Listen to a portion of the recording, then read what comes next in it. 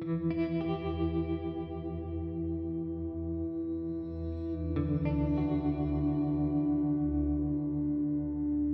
I was 17 years old, I began a relationship with a girl that I met through a youth group that I was going to. We were together for about a year and a half. When she came to me telling me that she was pregnant, at that time I was 18, she was also 16. It was very difficult, especially since that came about after the first time that we had sex. Matter of fact, it was the first time that I did at all. I had no idea what I wanted to do, had no idea how to deal with the situation.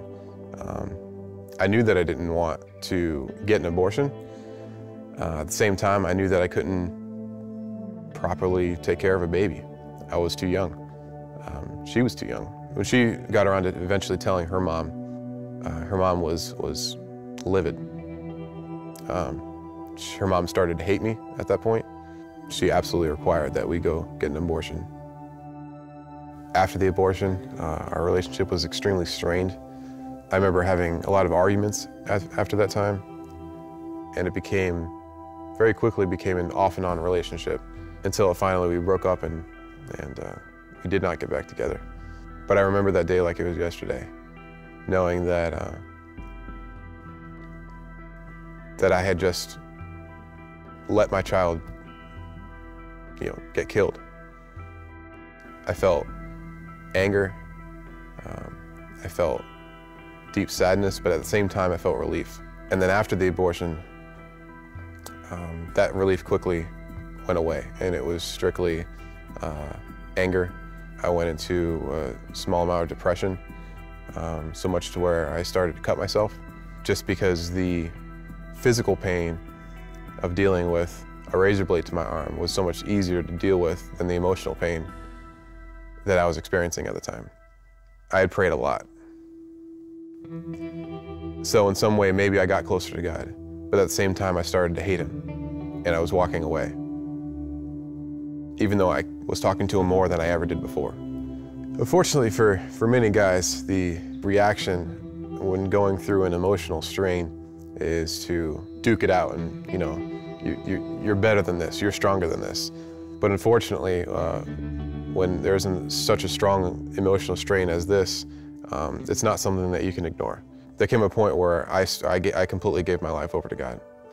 Romans 8:28 says, "For all things work for the good for those who know God."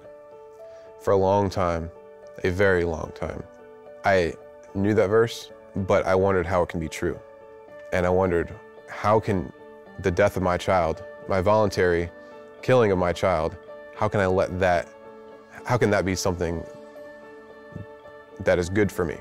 And then I realized that God's ways are not my ways. God's thoughts are not my thoughts. And I started to let God work in me in a way that I've never seen him work before.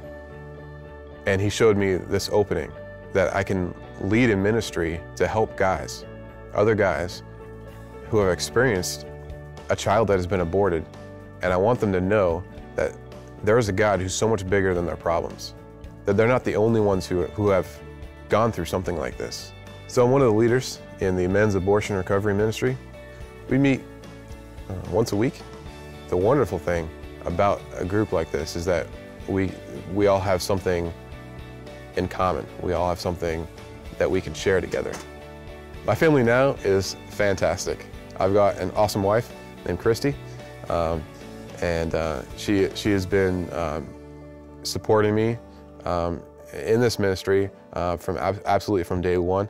And now we have a phenomenal son, Lucas, who's just over a year old. I absolutely love coming home after a hard day's work, and I get to see my awesome wife, and I get to see Lucas, and it just lights my world up. And I couldn't imagine life without them. And because that verse in Romans has touched me the way that it has, that's one thing that I make, that I put in the forefront. I said, look, God does exactly what he says he's going to do. And I'm a living example of exactly how he can use something as traumatic as an abortion towards good.